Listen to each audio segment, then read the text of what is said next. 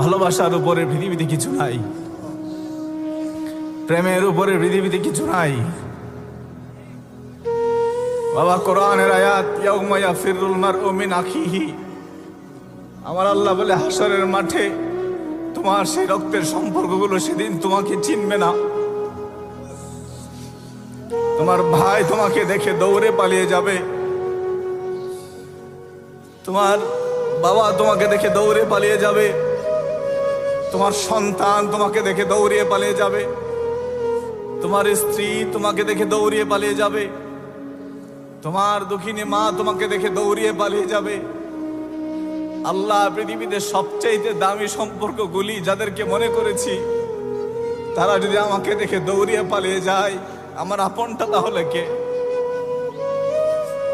আমার আপনটা তাহলে কে?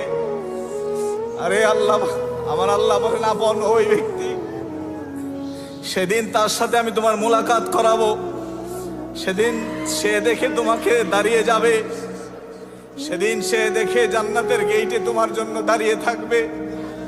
যেই মানুষটা আমি আল্লাহর জন্য তোমারে মহব্বত করেছিল, যেই মানুষটারে তুমি আমি আল্লাহর জন্য মহব্বত করেছিলে, ওই মানুষটা জান্নাতে যাওয়ার আগে তোমার দিকে বারবার ফিরে ফিরে তাকাবে।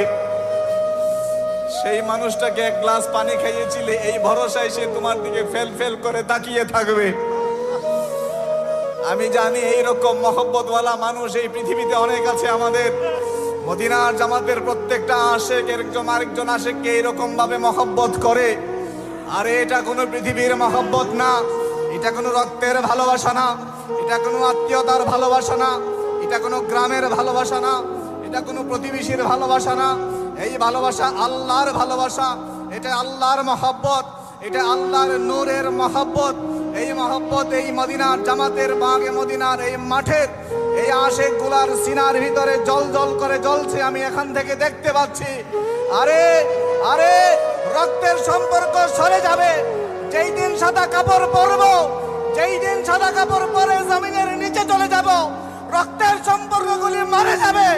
এইরকম প্রেমিকগুলো থাকবে, এইরকম প্রেমিকগুলি জান্নাতের যাওয়া পর্যন্ত প্রেমিকেরা যাবে না, প্রেমিকেরা যাবে না, যাবে না, যাবে না।